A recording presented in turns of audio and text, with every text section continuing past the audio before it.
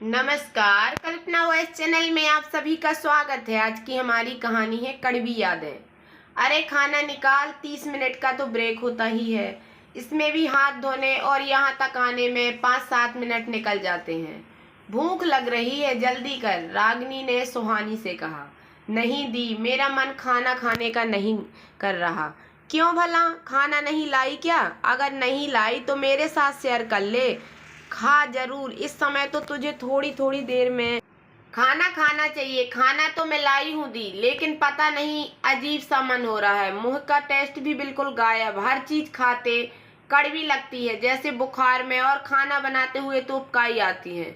सुहानी अपनी दिक्कत बताते हुए बोली, होता है डियर, होता है। प्रेगनेंसी के शुरुआत में ऐसा ही होता है, लेकिन खाना तो पड़ेगा ही ना। हाँ, ज्यादा नहीं, थोड़ा थोड़ा खा, अपने लिए भी और आने वाले बेबी के लिए भी। कैसे खाऊं दीदी, अंदर ही नहीं जाता। जाएगा जाएगा, हिम्मत रख। अच्छा सुन, इस समय तेरा क्या खाने का मन करता है? तू मुझे बता दिया कर, मैं बना लिया लाया करूंगी। अरे नहीं दी, आप क्यों परेशान होंगी? इसमें परेशानी की क्या बात? तू यहाँ वैसे भी अकेली रहती है, परिवार होता तो बनाना तेरी मजबूरी थी, लेकिन यहाँ तो तेरी ऐसी दिक्कत नहीं। 1-1.5 महीने की बात है, उसके बाद सब नॉर्मल हो जाएगा। लेकिन दी, सुहानी झिझकते हुए बोली, अपनी बड़ी बहन मानती है ना, तो बस चुप कर और सुन। मुझे एक दिन पहले बता दिया कर, क्या बना कर लाऊं तेरे लिए, समझी? ऐसी हालत में कोई बना कर दे तो निवाले ज्यादा ही खाए जाते हैं। मैं भी गुजरी हूँ इस दौर से, सब अनुभव है मुझे। रागिनी मुस्कुराते हुए बोली, अच्छा दी, आप तो संयुक्त परिवार में रही हो, क्या आपके प्रेगनेंसी के समय आपकी सास भी आपकी पसंद का बनाकर खिलाती थी? सुहानी ने मुस्कुराते हुए पूछा। उसकी बात सुन रागिनी के चेहरे की मुस्कुराहट एकाएक गायब हो गई, और मन उस दौर को याद कर करवाहट से भर गया। वह कुछ कहती उससे पहले ही लंच खत्म होने की घंटी बज गई और दोनों अपनी अपनी क्लासेज में चले गए। सुहानी स्कूल में 1 साल पहले ही आई थी। उसके पति दूसरे शहर में नौकरी करते थे और सास ससुर गांव में रहते। संडे सैटरडे को या तो सुहानी अपने पति के पास चली जाती या वह यहाँ आ जाते थे। नौकरी नई थी, इसलिए ट्रांसफर अभी मुश्किल था। बच्चों को दे रागिनी बैठी ही थी कि सुहानी के प्रश्न ने उसे अतीत में धकेल दिया।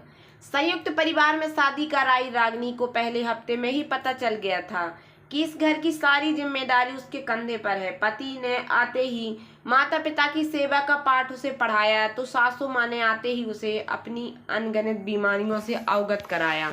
नौकरी पेशा होते हुए भी रागिनी घर व बाहर की जिम्मेदारी बखूबी निभा रही थी।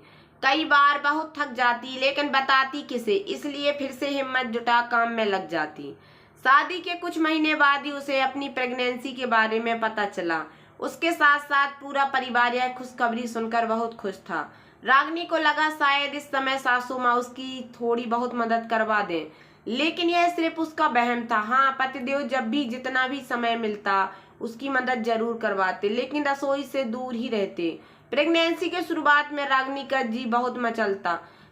खाना बनाते हुए तो उसे हर चीज से महक आती और साथ ही उल्टी लग जाती। खाना बनाते बनाते ही वह इतना उब जाती कि उसका खाने का बिल्कुल भी मन नहीं करता। उसका पति उसकी हालत देख कई बार घबरा जाता और अपनी माँ से इस बारे में कहता, तो वह मुंह बनाते हुए कहती, शुरुआत में यह सब होना आम बात है, इतना घबराने की कोई जरूरत नहीं। रागिनी अपनी नाक पर कपड़ा बांधकर सबके लिए बामुश्किल खाना बनाती और खुद अक्सर भूखी रह जाती या मन मारकर बच्चे के लिए थोड़ा बहुत खाती। खैर, 4-5वें महीने में जाकर उसकी हालत कुछ संभली। डॉक्टर के कहे अनुसार थोड़ा थोड़ा ना चाहते हुए भी वह खाने लगी थी। रागिनी को बचपन से ही मीठे पुए खाने का बहुत शौक था और इस समय उसे बड़ी तलब उठती मीठे पुए खाने की। लेकिन मीठे पुए न उससे शादी से पहले बने और न बाद में। कई बार कोशिश की, लेकिन कढ़ाई में डालते ही आटा तितर बितर हो जाता। जैसे तो उसकी सास ने इन सब महीनों में उसे खाने के लिए बारे में कुछ भी नहीं पूछा, लेकिन रागिनी का बहुत ही मन करता, इसलिए उससे थोड़ी हिम्मत कर अपनी सास को मीठे पुए बनाने के लिए कहा। तो उसकी सास अजीब सी नजरों से उसे घूरते हुए बोली, अरे इसमें कौन सी बड़ी बात है, आटे में गुड़ या चीनी ही तो घोलनी है, कितना समय लगता है और कौन सा सबको खाना है। 2-4 पुए अपने लिए तल ले भाई, मुझसे तो अब ज्यादा देर रसोई में खड़ा नहीं हुआ जाता, हाथ भी ठंड में कांपने से लगे हैं। कहीं अपने ऊपर तेल गिरा लिया तो और तेरी ही मुसीबत बढ़ जाएगी। रागिनी के पति ने भी अपनी माँ की यह बात सुनी तो उन्हें भी बुरा लगा। सर्दियों की छुट्टी शुरू हो गई थी, इसलिए रागिनी के कहने से वह उसे उसके मायके छोड़ आया, जहां रागिनी ने पहली बार अपने मन का खाया पिया। मैडम काम हो गया। बच्चों की बात सुन रागिनी अतीत से बाहर निकली। उन बातों को लगभग 15 साल बीत गए, लेकिन जब भी रागिनी को वह दौर याद आता उसका मन कड़वाहट से भर जाता। तो दोस्तों, कैसी लगी आप लोगों को मेरी छोटी सी कहानी? अगर कहानी पसंद आई हो तो प्लीज़ मेरे वीडियो को लाइक कर देना। चैनल पर नए आए हो तो प्लीज़ सब्सक्राइब कर लेना और ज़्यादा से ज़्यादा शेयर करना। धन्यवाद दोस्तों।